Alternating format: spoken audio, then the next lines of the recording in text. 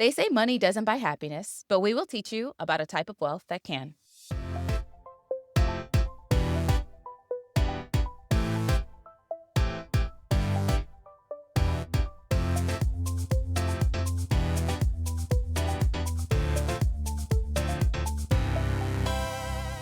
Hello, and welcome to the Wealth Minded MD podcast with your money best friends. I'm Dr. Alicia Taylor. And I'm Dr. Brittany Halford. And of course, we're here to help you build wealth and make good money decisions so you can create the life you desire with more control over your time. Alicia, can we talk about one of the most important money moves we've made as doctors? And I don't know about you, but for me, when I think about this, it's actually insurance. Yes, I know it's not sexy, but it is absolutely essential, especially disability insurance. Facts. I got mine right after med school, before residency even started. And let me tell you, Prati Botto at PKA Insurance Group made the whole process so smooth. He actually cared, broke down everything, explained the fine print, and got me the best policy for the best price. And what I love is that he treats everyone like that, residents, attendings, even docs on visas. He literally got you. He's super responsive, super knowledgeable. And if there's a better deal out there, he will tell you. Oh, and if you're healthy, you could get approved for up to $10 million in life insurance. So not just disability insurance in only 5 minutes. No labs, no hassle. So if you're serious about protecting your income and your family, call 1-800-258-1018. Or email pradeep at pkainsurance.com. All right, Brittany, I remember, I think it was a week or two ago when we were talking about your upcoming trip with your husband and your kids to Martha's Vineyard. It might have been longer than that. I can't remember. These days blend together in my mind. But recently, as far as I can tell, we were talking about your upcoming trip to Martha's Vineyard. And I remember being very interested in how this trip was going to go for you because, of course, I've never been to Martha's Vineyard. I believe that you have. And my perception of Martha's Vineyard is that it's a vacation that like rich people go. You know, it's kind of like going to the Hamptons. It's like you say you're going to the Hamptons. People are like, ooh, she's got money. That's my perception of Martha's Vineyard. I think I was scrolling on Instagram and I sent you this post because I saw that the one and only Michelle Obama was there along with all of these celebrities. And I was like, oh, this is who Brittany knows. This is where she's going in the summertime. So I'm even more jealous and envious. So please tell us about your, what seems like an extraordinary time in Martha's Vineyard. Well, I was not with the Obamas. I would have loved to meet our First Lady, Michelle Obama. Unfortunately, I was not there, but the Martha's Vineyard trip was fantastic. This is our second time, actually. And for me, it doesn't feel so luxurious because it's an island that's associated with Massachusetts and we live in Massachusetts. So it's like, okay, we're just going to Martha's Vineyard. But for many people, I know that Martha's Vineyard is a prime location for them to visit in the summer. And it has a nice historical background for African Americans. So when we went, it was Black Book Week and also Black Film Week. So that brought in various actors, actresses, novelists, authors. And so there were some celebrities there in the week that I went, but I did not see them. But I'm very grateful for our trip. We had a fantastic time. We went to the beach. We hung out with some of our church family. The location that we stayed at was paid by my husband's job. And we had a nice suite where everybody had their own spaces. It was a really relaxing trip. The one thing is you want to make sure you book well in advance, especially if you're bringing a car, because that was a little bit of a headache. I called essentially every hour to see if we could move up our time for our car, but we couldn't. So we were on that 9:30 ship back to the land from the island. And my husband did a lot of late night driving to get me back so that I could go to work the next morning. But other than that, the trip was fantastic.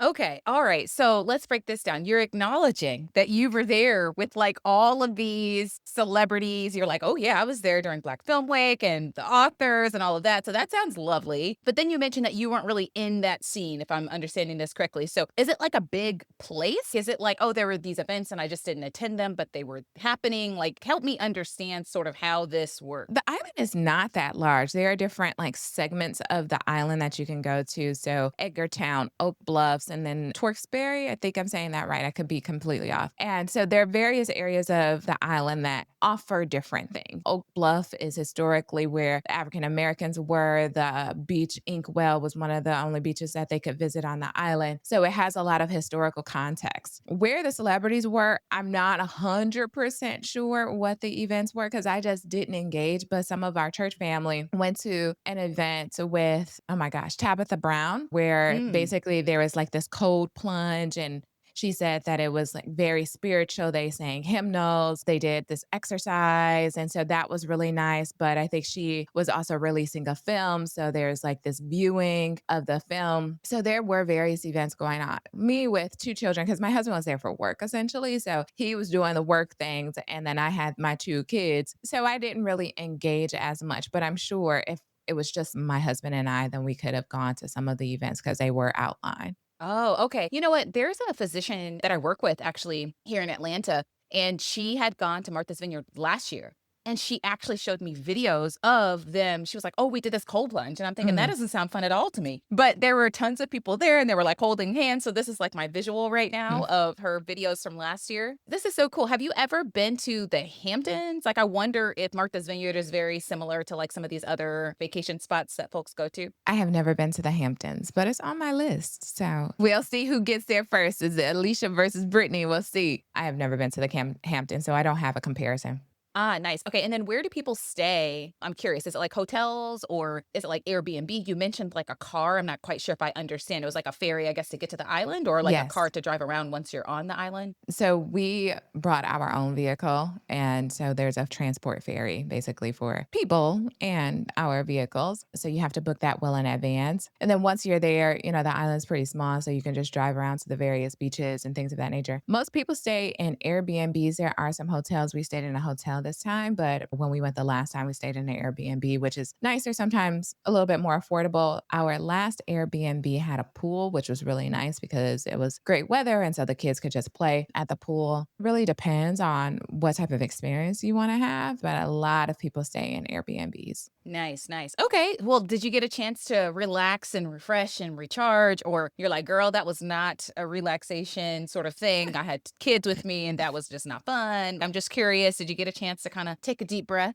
I did. I did. I took a bath, which sounds very funny, right? Right? Because like I clean my body, you know, every day, but I usually don't take baths. I usually just take showers. And so they had this nice deep tub and I put the bubble bath in there and just sat and relaxed. And that was really nice. I read a few pages of my book on the beach, took a little nap on the beach. But when you have kids and they're young children, it is often a little bit more difficult to relax. They stay pretty occupied with the beach and other kids that we had around. So it was relaxing, probably more than being at home, but not as if I left the kids, if that makes sense. Okay. Okay. Well, now that I've asked you a million questions about your vacation to Martha's Vineyard, thank you for indulging me. I think it's going to be on my list of places to go just because I think I mentioned this last time that I get invited each year from some of the folks that I know from my days in undergrad. So the Mhm. Duke Alumni Association will shoot me an email and say, "Hey, we're going to Martha's Vineyard. These are the dates." And I just have not had a chance to go. It just hasn't worked out with my schedule. I'll put it on my list, try to prioritize it next year or in some upcoming year. So Yeah. thank you for that. Thank you for that. Definitely, definitely. It will be great. And honestly, when we were there, it felt like we were in Atlanta, just given the quantity, the number of Black people that were there, which we typically don't feel that way in Massachusetts. So it was a nice week to actually go and enjoy. I love that for you. I love that for you. As physicians, one of the most important things that we can do is make sure that we secure our income because a lot of our financial plans are contingent on our high doctor income. One of the things that you will need to do is make sure that you get long term disability insurance. Now, Pradeep and his team at PKA Insurance Group have a reputation for putting people over profits and always doing what's best. Do not hesitate to email PKA Insurance and his team today. They will help you get the insurance you need with the service you deserve. I think that brings us to our financial focus for today, which might seem a little odd, but I wanted to talk about a different kind of wealth today called social wealth. And I think this kind of bodes well, right? Because it seems like you were around other people and it was very fulfilling for you. I thought that this would be good to delve into today. I had mentioned last time that I had been given this book called The Five Types of Wealth. And I think we had delved into time wealth not too long ago. Maybe it was last week. But I wanted to delve into a different kind of wealth today, and that's social wealth. And the way that it's framed was not exactly new to me, but some of the tenets of social wealth I had not necessarily heard of. So I'd heard of some parts, but maybe not the full thing. And so I thought this would be interesting to kind of delve into today because for those of us who one of our life's goals is to accumulate wealth for ourselves, for our families, and to be able to live a life that we love and enjoy. Oftentimes that takes a certain level of finances. And so a lot of our focus tends to be how can we make more money? How can we keep more money? How can we accumulate more money from investments and things like that? I really liked this book, The Five Types of Wealth, because I think it shed a light on the fact that while you can try to accumulate and strive to accumulate more money, it's also important not to lose focus on other types of wealth that make life enjoyable. It was just kind of like a reset for me. And one of those types of wealth is social wealth. And it's really interesting because in this section of the book, he asks this question, and the question is, who will be sitting in the front row at your funeral? And for a lot of folks, you think, oh, my kids, if you have children, or my parents, if you have a close relationship with your parents, if your parents are still alive. But who else? Another question that was posed is if you have a crisis in the middle of the night at 2 a.m., who would you call? If it wasn't your spouse, is there somebody else that you would feel comfortable calling? And it just really called into question, like, what strong relationships do you have in your life? And so I wanted to ask you about that, Brittany. I'm not sure if this is something that you've ever thought of, probably not your funeral, but do you feel like, especially at this stage in your life, I know life is busy. You have children, you've got a spouse, you've got a career. Do you feel like you still have those close, meaningful relationships with folks? Is there somebody else besides your husband that you would feel comfortable calling in the middle of the night? Yeah, I just think my mama.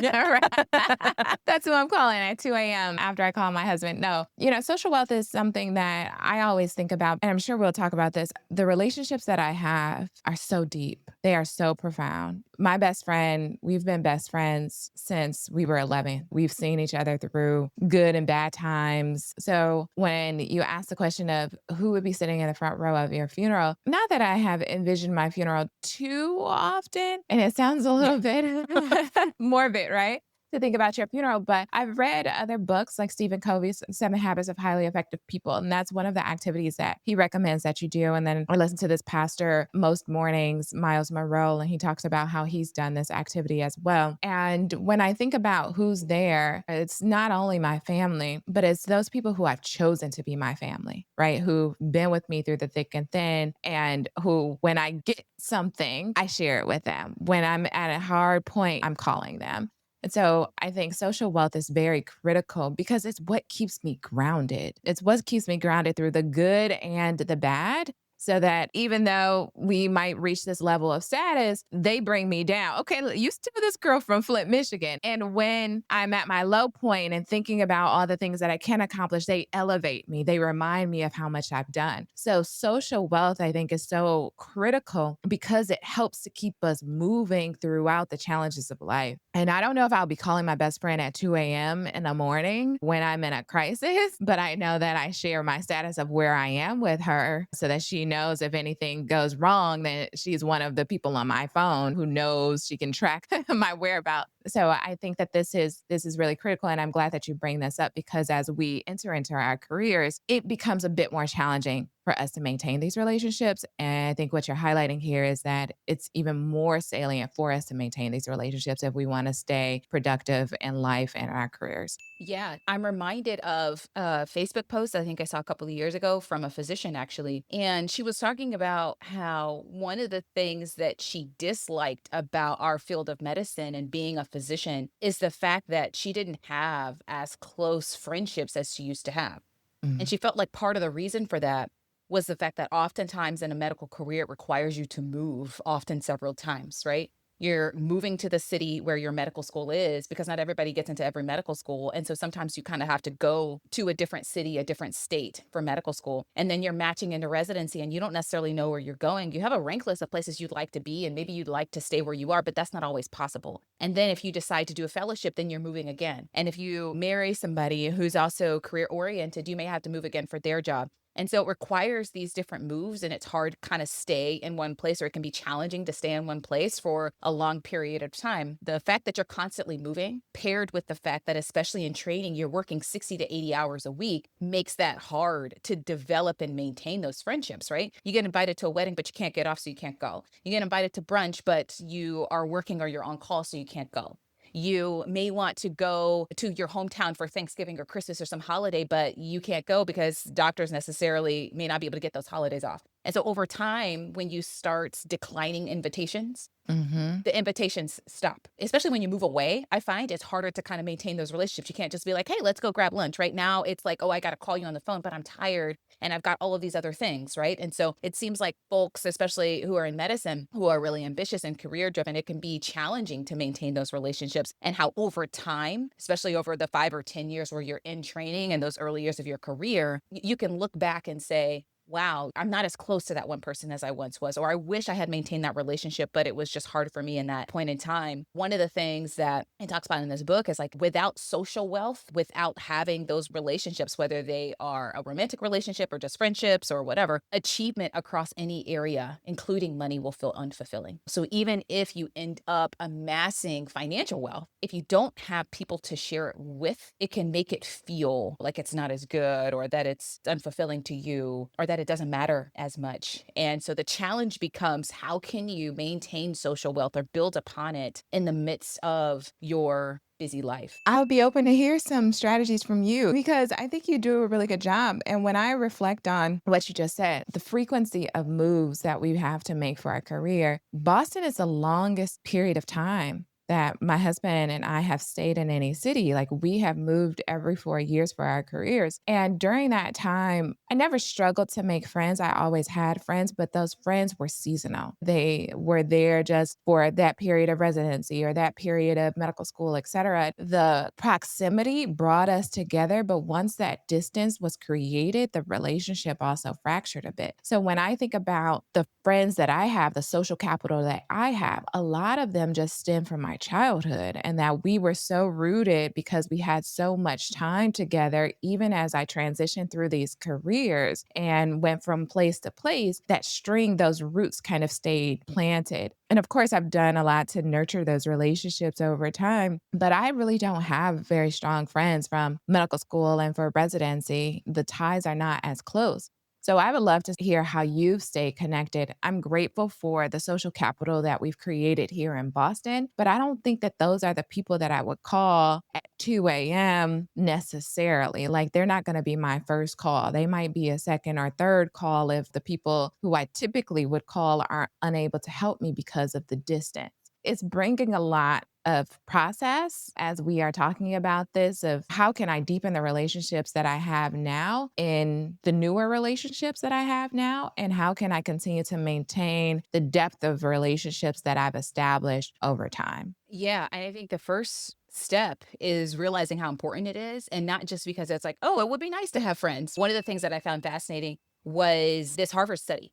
So Harvard has a study on adult development, and it was started in the 1930s, and I think they initially followed like 80 men, and then they expanded it to follow like their children and kind of their close contacts. And what they did was they studied mental, physical, and emotional health of American adults over this time. And what they found was that strong, healthy relationships was the best predictor of life satisfaction. And they found that life satisfaction had a direct positive impact on physical health and healthy aging. They found certain things like good relationships buffer against stress and aging, and they help people cope with difficult times and feel safer. They talked about how, conversely, loneliness is linked to decreased happiness and a decline in health and shorter lifespans. And so it was kind of like, okay, this is not only something that I should strive for just because it would be nice to have more friends, but it's like, oh, this is really important and a key to maintaining my overall health as I get older. So I think that was the first thing. The other thing that I found fascinating was that somebody did a survey and looked at people who decided to switch jobs during the COVID pandemic. And what they found was that the majority of people who decided to switch jobs during the pandemic eventually regretted the decision. You know, when they surveyed these people and they talked to these people, one of the main reasons that people stated for actually regretting their decision to move and wanting to return back to their old jobs was that they missed their old colleagues and their old teams. And what they kind of found was that the loss of a familiar, stable relationship with a coworker or with a boss kind of outweighed the benefits and pay and geography and flexibility. One of their conclusions was that proximity to people you love, whether it's just coworkers or family or whatever, is worth more than any job will pay you. Mm. That to me resonated because I think it's not uncommon for those of us, again, who are ambitious and are trying to constantly move up and make more money to be like, oh, I'm going to switch jobs, right? I'm going to leave this job and I'm going to go to this other job. One of the things to keep in mind is, are you sacrificing social wealth in your quest for financial wealth when you do that? Is this just a matter of, all right, instead of driving 10 minutes in one direction, I'm going to drive 10 minutes in the other direction? Or is it like, okay, I'm actually going to move to a different city or a different state for this job that brings more opportunity? And keeping in mind the fact that, all right, if you move away from your loved ones, if you move away from a job with coworkers and people that you love and support, you may regret that later. And so really balancing, all right, what can this new job offer with what does this old job have, and making sure that you're weighing both appropriately. That is a great consideration and something that I'm thinking about as we're building this family where we've structured this community and that my life looks completely different now than what it looked like as a child. And Brooke's experience is completely different than what my experience was as a child. I never went to a daycare. I never had to establish friends because I had so many cousins that were my friends, you know? And so I'm grateful for my friends. They're fantastic, but I always had someone to play with. My mother always had someone to call on to help, to support, to offload some of the just stress of planning life and navigating life. And as we pursue our careers, we're located in a city where we don't have the same family leverage. We don't have the same social capital. And so we've had to create these ties. And I'm grateful for those who we have. I just actually dropped off Brooke, handed her off to another parent for the parent to drop them off at camp. And then I'm going to bring home Brooke and her friend here. And so I'm grateful for this carpool of sorts for our children and the support of other mothers. But I wouldn't have to do that if I had the support of all of my friends that I established before in the family, if we were located in a different geographical area. So I think that there's definitely possible as we pursue our careers to still develop this social network that offers us fulfillment, offers us this social capital and wealth, but we have to be more intentional about it. With that, I think it sacrifices a little bit of the safety that you're also alluding to in this way, because now I'm relying on friends who I don't have as deep of a relationship with to help to care for my children, et cetera. I can't be sometimes kind of the all in fullness of who I am in some regards with them as I can with friends who've known me since I was 11. So I think that there is a sacrifice, a bit of sacrifice of safety in the social capital. And the pandemic, as you highlight, I know many people moved or they transitioned to going virtual. And that period of time made me feel lonely, made me feel depressed. And I was actually grateful, even though I had to gear up with all of the things as a first line worker, taking care of COVID patients. I'm grateful that I was able to go and engage with others because I think that really helped my mental health. So I hear all that you're saying. I'm glad that there are some protective mechanisms, but I just wonder what else we can do and how else can we offload some of the stress of establishing these social connections as we pursue our careers. Yeah. One thing that I found was interesting is, all right, you may not have the breadth of relationships that you used to have a few years ago or before you had children, right? That's just a fact of aging and life and getting busier. But then that's when you start to focus on the depth and saying, okay, I don't have as many friends as I used to have, but the friends that I do have, I have a meaningful relationship with them and I talk to them often. One of the things that I hear you saying is that with children, it can be even more challenging. You're not alone in feeling that. There's this concept of the magic years, which is that up until your child turns age 10 or 11 or so, you are like the most important person in the world to them. You are their favorite person. And how oftentimes parents, especially parents who are really ambitious and have budding careers, if you don't establish really strong relationships with your children during those quote unquote magic years, it becomes significantly harder to do so later in your child's life. And it's not even just, oh, you have 18 years. It's like actually you have 10 years because once they become like a teenager, right, they've got other friends, they've got other priorities. And if you haven't put in that work for them early on, it's really, really hard to make up for that later on. It seems like a lot of parents are caught in this place of, okay, I really want to give a lot of time and energy to my children during these quote unquote magic years, but I am also ambitious and I also have a career and I also have other friendships. So, how am I supposed to kind of maintain and balance both of those things? One of the things that I found interesting was them saying, okay, be mindful of the magic years. So, making sure that you're not working too much and in your quest for making more money, that you're not sacrificing too much time with your children. But the other tip that I found really interesting is the advice of having the people you love see you work really hard on things that you care about. And it's almost like inviting them into your life and your world outside of them. Yeah. And he talks about how when he was growing up, his dad, I forget what his dad did, but his dad did something and would sometimes go away for trips or whatever. And one of the things that he mentioned was that he never held that against his dad. And one of the reasons why he didn't hold it against his dad is because his dad involved him in it. So Mhm. his dad sort of explained to him, I'm doing this really important work. And as a result of me doing this important work, people are going to be helped and things are going to improve. And then when his dad would like apply for new things or whatever, he would involve him. And it was almost like a win for the family. And so he grew up with this concept of like, my dad is really important to me, but also his work is important to him. As long as I know why he can't make an event, then it's easier for me to understand and accept the fact that he's not there every time. It's like, okay, Mm. you want to be at every single recital, at every single practice, at every single game, but on the times that you can't make it, letting them know why you can't make it and what other thing you're doing, that's also really, really important. It just makes it easier for the kid to accept. So then you're still able to work hard and be ambitious without feeling like you have to completely sacrifice your career in order to be there for your kids in those magic years. It also helps your kids understand that they are not your only world, like they are not your full world, right? That there are other things that are important to you. And then they start to understand as they are growing up, like, okay, I also need to find something that's really important to me. I don't have children, so you would know about this maybe better than I would, but it makes it easier to balance of saying, like, okay, I don't have to give up my career for 10 years. But I can maybe work some and be at home a little bit more. And on the times that I am working, making sure that I involve them and let them know what I'm doing. Yeah, I think that's profound. It sent a warm sensation when you said that because there's often a lot of mom guilt that I have as I'm pursuing various things and desire also time for myself. One of the things that I used to do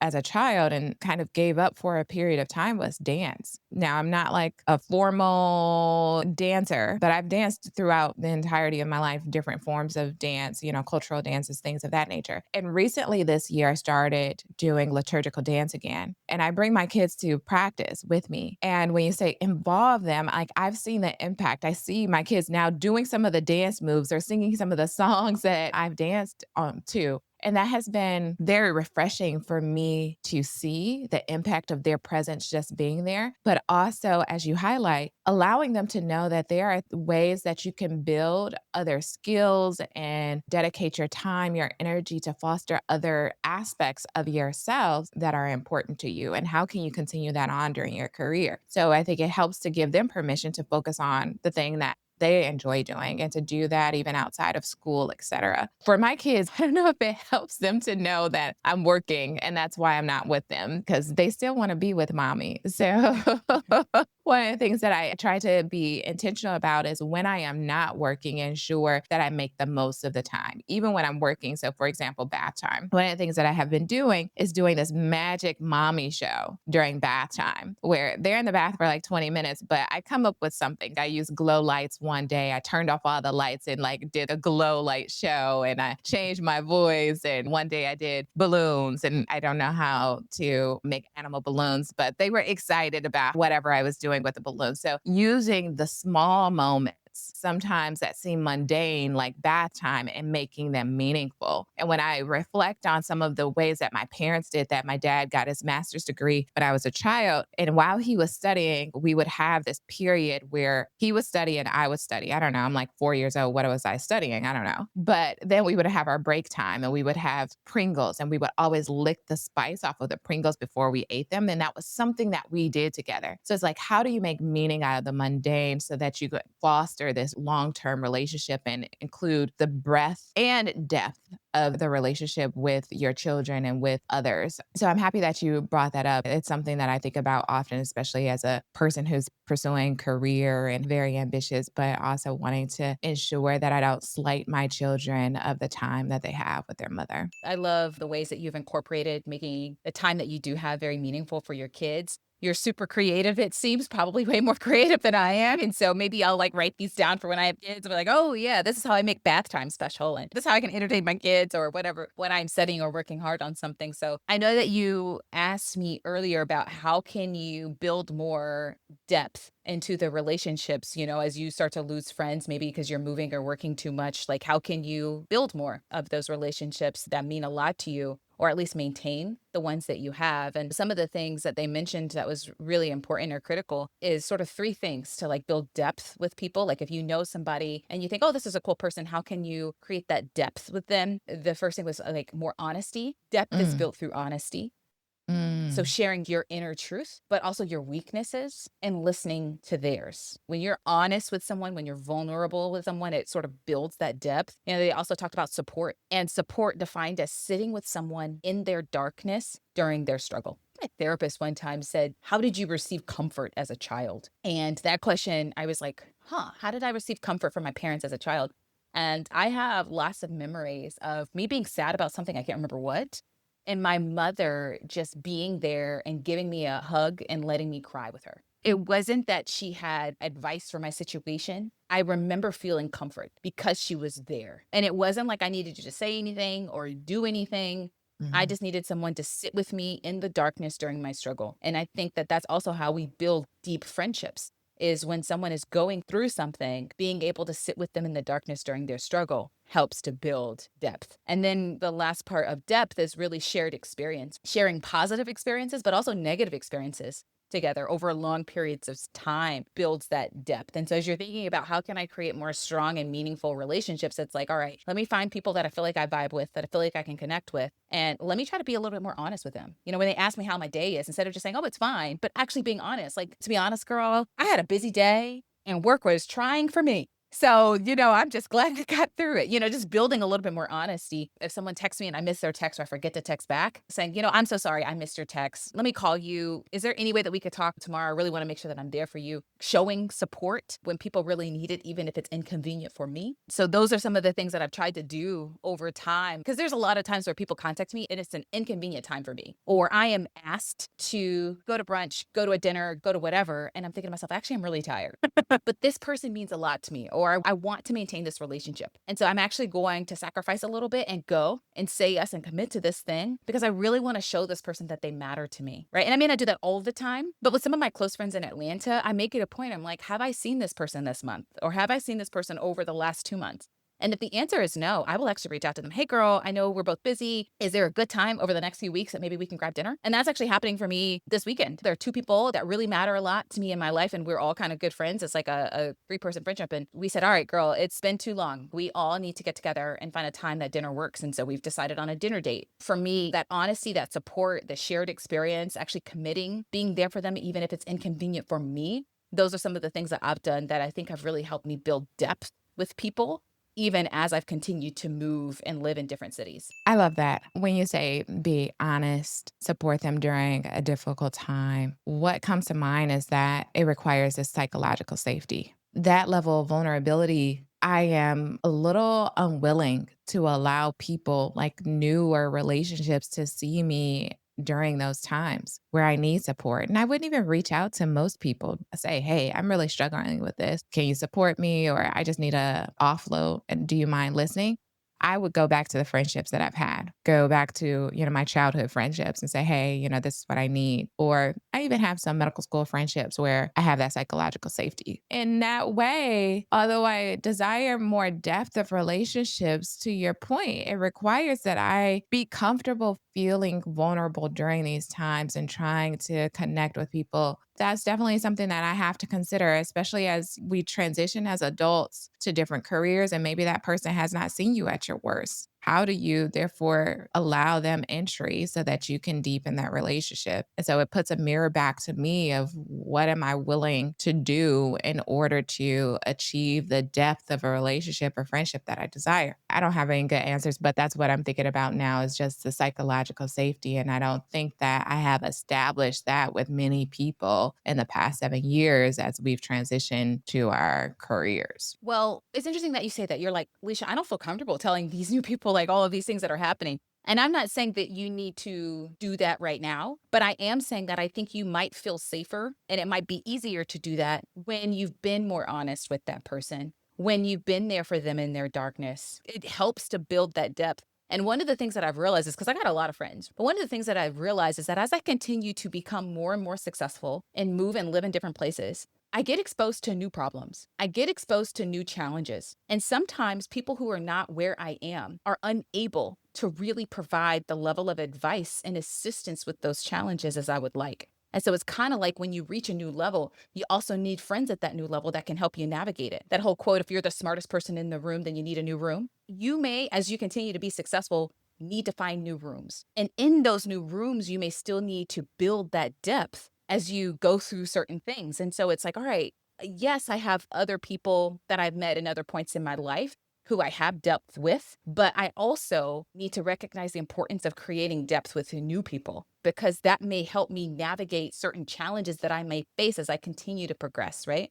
I mean, you're already pretty well up. I'm just saying, like, as you transition from, I've got a lot of debt, there are people that can help you and sympathize with you and say, oh, I do too. But as you stop having as much depth and you start building wealth and you become a millionaire and a multimillionaire, oftentimes it may be challenging to talk to people who still have a lot of depth about your multimillionaire problems. You're going to need other multimillionaires and you're going to need to build that depth with those multimillionaires. And you can't, as you said, just meet people who are at that level and data dump on them. So you're going to have to build that depth with them, right? And it requires you, all right, I've met this new person. They seem like a cool person. Let me try to build that depth. What does that mean? When they ask me how I'm doing, when they ask me about challenges, being a little honest with them. You don't have to tell them everything, just being a little bit more honest each time. If they are vulnerable with me, let me sit in their darkness with them. Let me provide some comfort to them. And you'll realize that that starts to build that depth. It's not like the other person necessarily tells you, oh, you're building depth with me. That hasn't been my experience, but usually it's like, oh, I met you. I like you. We're being honest with each other. We're making time to meet once every 2 months. You decide to be vulnerable with me about a problem. I provide comfort to you. And all of a sudden, I'm becoming one of your closer friends. Right. And so it just kind of happens organically like that. And so I think, yeah, I would challenge you to not only just rely on the depth of the people that you already know, but being open to building depth with newer people. For some people, they're like, okay, Alicia, that sounds great, but I haven't met those new people yet. And how do I meet those new people, right? I'm not as social as you. I get that all the time. Like, you're really social. And I'm like, I am. And I do think it's easier probably for people like me that are really social, but I don't think it's something that only really social extroverted people can do. So meeting more people is not challenging, but for other people, it might be. And for those people, one of the key ways to sort of build breadth and introduce yourself to new people. You're in a new city, you're trying to meet new people, is finding community. And that could be cultural community based on your ethnicity or your race or your background, right? Spiritual community based on, if you're Christian or whatever. That could be a community in terms of people that have similar interests as you. You like to run, finding a running group. You like to dance, finding a dance group.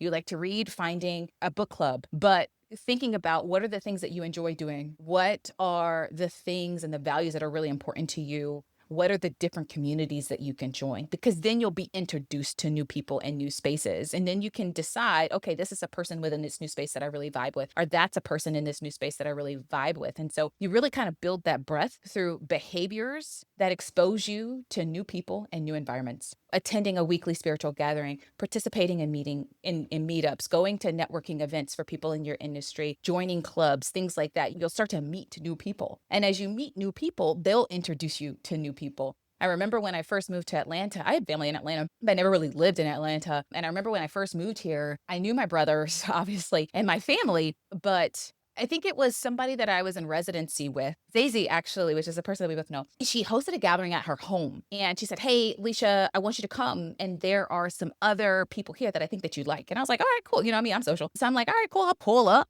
And so I pull up. I thought, oh my gosh, all these people are really lovely. And one of the people that I met there, I was like, wow, I'm vibing with her. I don't really know her that well, but she seems like a cool person. she was vibing with me. And then that person said, "Hey, Leisha, I'm hosting an event at my house. Why don't you come by? Zazie will be there, but there'll be some other people that I think you might like." And so she invited me to her home. She threw this gathering. It was like 30 health professionals, but it was at a pool party. And it was like, okay, we all have stuff to lose, so nobody's doing anything out of pocket. But it's like now we can kind of all like let our guard because we're all like, okay, we all got stuff to lose, so nobody's gonna do anything crazy, but like everybody's gonna have fun. And there's like no phones, no recording. It's like, okay, we're just gonna have a good time. And so then that helped introduce me to even more people. And it's so funny now because now my friends are like, "Hey, you hang out with my friend more than you hang out with me."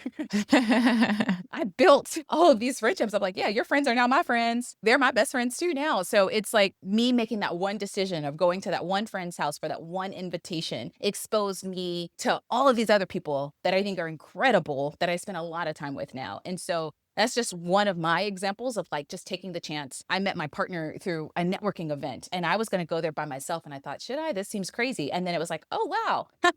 God had other plans. Look at me. It's making those decisions to kind of leave your house. You can't find the breadth and depth of friendships by sitting on your couch, right? You got to leave the house, go to an event, and sort of make those first initial steps because you never know what might happen. Yeah, yeah. I love that for you. I think that that's good advice for all of us to try to find the community, do the thing, even if you have to go by yourself, that there's always an opportunity. I definitely have done that. When I was in Atlanta, I was part of a small running group. We would wake up at 5 a.m. because that was the only way to run in Atlanta without being super hot and humid, not being able to breathe because it was filled with particles of humidity and water. And during that time, during those runs, we would give advice. We were in similar phases. We were all newly married and we could talk about our husbands and talk about how to navigate various career situations. So that helps me to just understand, okay, how can I engage with others and find similar interests and use those to deepen the relationships that I am developing. And then taking the chance when there's an invitation to just go out and see what happens because you never know. So thank you. I've always been someone who's had really, really deep relationships and not very many relationships. So this just kind of puts a lens to how do I create even more deeper relationships where I am and also reflecting the importance of doing so.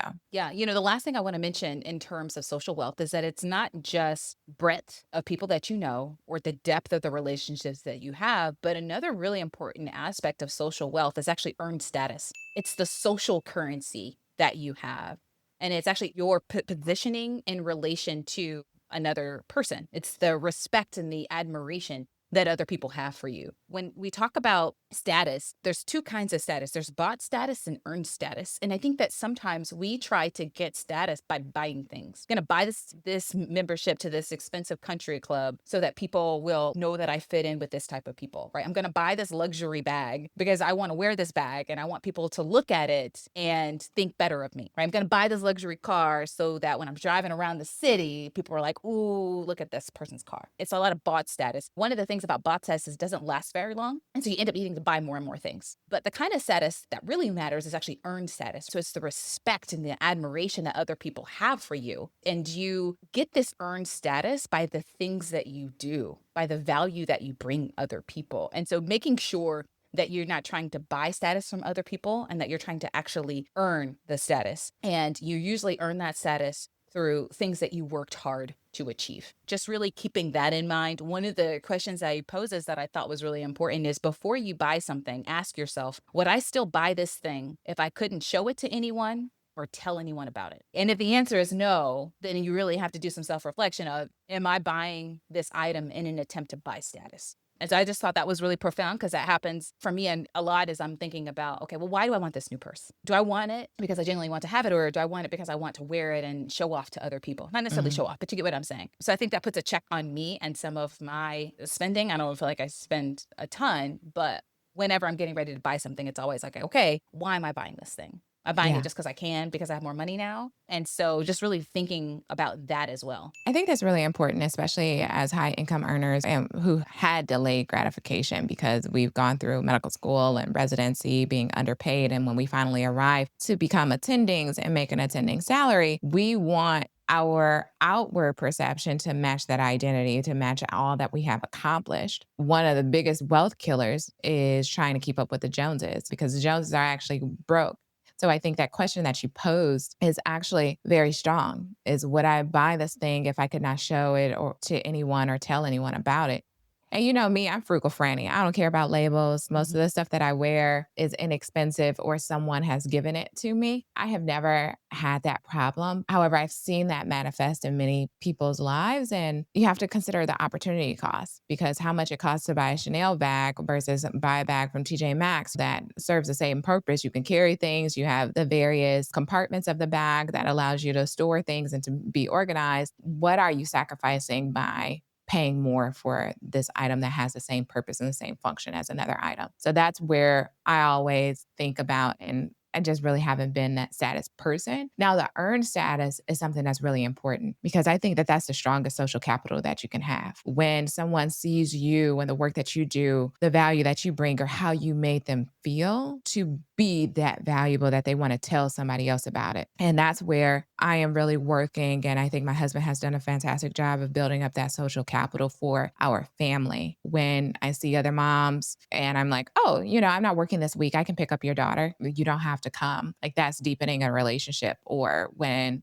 I'm presenting at church and helping people with their finances, then that's building that social capital. And sometimes I think we can undervalue the importance of doing that, of just taking the time out to give someone that attention and making them feel like they are the most important thing at that moment. Then that returns dividends because then they're going to refer you for other opportunities. And I think oftentimes we might be pursuing, oh, this person can't really help me because they don't have the money or they don't have the status or whatever, that we undervalue people for what they can do for us. But really giving that person that attention is building the social capital that we really need in order to feel wealthy, in order to say, okay, I've done some good in the world. And for me, the philanthropic aspects of the work that I do gives me the most value, it helps me to feel like I'm doing good and fosters that happiness and joy. I love that. Well, this has been great. We've had this like deep philosophical discussion about social wealth. All right, let's lighten the mood a little bit. What is something fun that you are doing with money?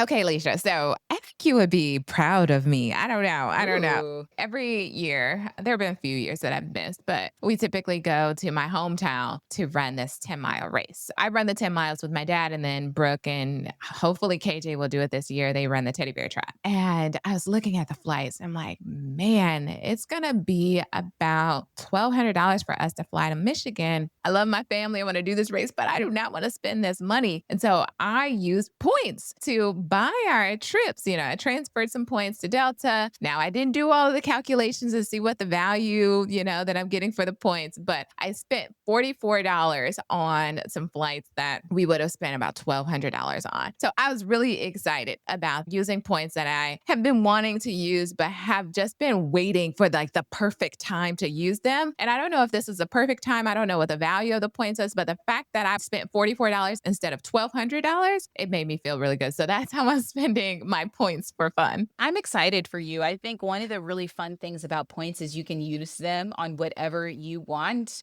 And you may have a different purpose. One purpose is like, you know what, Leisha, I don't care about the value. I know that my goal today is to save money, right? I don't want to spend any more cash. And because I've accumulated these points, they prevent me from having to spend my cash. And so this is worth it. I'm not even doing no calculations because either way, it's a done deal. I have done that before. And it's like, okay, I didn't get this like 11 cents per point value, but you know what I did? I did save like 3 grand and I'm very happy with myself. So I love that for you. I love that for you. You have to let me know how the trip goes and all of that stuff. One thing I would encourage you to do next time as you're like, hey, look, I'm gonna buy these Delta flights. I'm trying to save my money, all this stuff. One trick to add, because Delta is in SkyTeam alliance with other airlines, is that sometimes you can find really cool deals on Delta flights by transferring points to Virgin Atlantic. Search the Virgin Atlantic site because a lot of people think Virgin Atlantic is like an international airline that's based in London. Mhm. But because they're a Delta partner, they also partner with Delta on Delta domestic flights in the United States. You might actually find Interesting. really good deals on Virgin Atlantic too.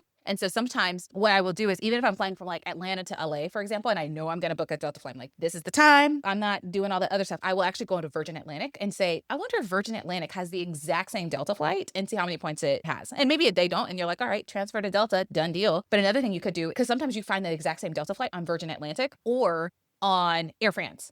And the reason why I'm mentioning this is because sometimes the points may be different, which is like a good thing to do too. But also because sometimes when you transfer to a domestic airline like a Delta, they may charge you a small fee, like $50 or whatever the fee is to transfer to a domestic airline. And when you transfer to like Virgin Atlantic or Air France, you can avoid whatever that little fee is. It's like, all right, I know I found these flights. I'm going to book this Delta flight. But one of the additional things you could do if you have the time, right? You might be like, Lisha, I don't got the time for that. But if you do have the time, what you're like is very limited nowadays, Leisha. So I don't know about this, is looking on Virgin Atlantic. So just another little tidbit for you. But regardless of whether you booked it on Virgin Atlantic, Air France, or Delta, I'm happy that you were able to utilize the points that you've accumulated. So hopefully this keeps you going and you're like, yep, I'm jazzed up to keep earning more points and keep redeeming those points. So you have to let me know how the flight goes. Hopefully it goes well for you. Yes, thank you. I appreciate the tidbits. And honestly, I sometimes delegate this task to my mom. So I could now say, Ooh. okay, mom, look for flights on Delta. Tell me how much it is per point. Tell me how much it is Virgin Atlantic. All the time I say that she's my unpaid assistant. And at some point, I'll have to gift her a nice trip or something, mommy daughter trip, so that I can just express my gratitude for all that she does. So, any other tips you have? We need to create a standard operating procedure for my mama to help me to look for flights. So, I'll take it. That's so funny. Well, domestically, a good tip is seeing like, oh, I wonder what the points price is. Another thing you could do is get a subscription to some of these portals like points.me Mm, or seats.arrow. mm, And one of the cool things I like about that is you put in your origin, like where you're leaving from and your destination, and it'll pull up the points price for all of the airlines that have flights on those days. You can even say, give me the flights the day before, the day after, direct flights only, or I'm willing to take at least one stop. It'll show you the points price in economy versus premium versus business. So you can see those things. And it's right there in a very clean, nice format. And so I like Seats.arrow for that. Some of them will also let you put in multiple different destinations or multiple different origins. So if you're willing to fly out of multiple different airports, let's say you're in close proximity to more than one airport, that's really cool too. But for now, if you're like, I'm a Delta girl, I'm flying on Delta, I'm like, okay, I get it. So just look at the Delta partners like Virgin Atlantic and Air France, because you might also be able to find some really cool flight deals on those airlines as well for the exact same Delta flight. Okay, for me, I am sort of taking my own advice here on social wealth, and I am going to dinner with one of my best friends for her birthday. And so tomorrow, actually, is one of my best friend's birthday. We grew up together. I've known her since she was like 4 years old. She doesn't live in the city of Atlanta, but not too far from me, maybe like 45 minutes to an hour away. We had lunch on my birthday, and I thought, oh my goodness, let me return the favor. She is like the most creative person ever, and she's like very into baking and decorating and party mm. hosting. And so for my birthday, she knows I love wine. So she asked me like what kind of wine I like. And I'm thinking, okay, she's going to buy me a bottle of wine. Like that's not unusual. I appreciate it. Thank you so much. But what I didn't realize that she was going to do for my birthday, I told her that I want like a sparkling wine. I mean, I like all kinds of wine, but at that particular point, I was fiending for like a sparkling wine. And so the bottle had like a blue label. And so then she baked me cookies and chocolate covered pretzels. And she put like this blue, like food coloring and dye and stuff on it and glitter. And so it was like a gift basket, if you will, with like Mm. wine and cookies and pretzels and all of this. And she had made it. And I was like, this looks like you bought a gift set. I was like, you made this? And she was like, yeah, I'd love to make stuff. And I was like, oh my God, you are amazing. I feel very loved. Also, please do not expect me to return this favor because I do not have the skills that you have. But what I can do is take you out for lunch for your birthday and you get to pick the place. And so that's what we're going to do. So hopefully she enjoys her birthday dinner. But I was like, okay, let me do something within my realm. That is something fun that I'm using my money for is a birthday dinner for my friend. Yeah, I love that. I love how you always celebrate yourself and celebrate your friends. That's something that we definitely need to do. Would love to plan a girls' trip for our 40th. And so I'm going to write that down. That's going to be a goal for 2026. We're going to make it happen. And I'm going to use points. So we're going I love to bring this. it all together. So I'm going to be channeling my Leisha for the 40th. So thank you so much for always sharing with us how you celebrate others and celebrate yourself. No problem. No problem. Well, hopefully, you all found this episode exciting or at least helpful for you in your quest to sort of increase different aspects of wealth within your life, social wealth being one of them. Let us know your thoughts. You know, our email. Feel free to email us. You can click the link in the show notes to do that. And before we close out, we forgot to mention that we are having a masterclass coming up on October 14th at 8 p.m. Eastern Standard Time. We're going to talk about some tips to position yourself well for your next negotiations. If you are somebody who is working your job and you want a raise and you are sort of looking to find ways to make more money or to just build more flexibility within your work schedule, feel free to tune into that masterclass. It is completely free. We will put the link to sign up in the show notes. So that's October 14th at 8 p.m. Eastern Standard Time. I know it might be a little ways away, but go ahead and sign up for that just so we can get a count of who might be in attendance. And we look forward to seeing you there. All right. We'll come back to you all again next week.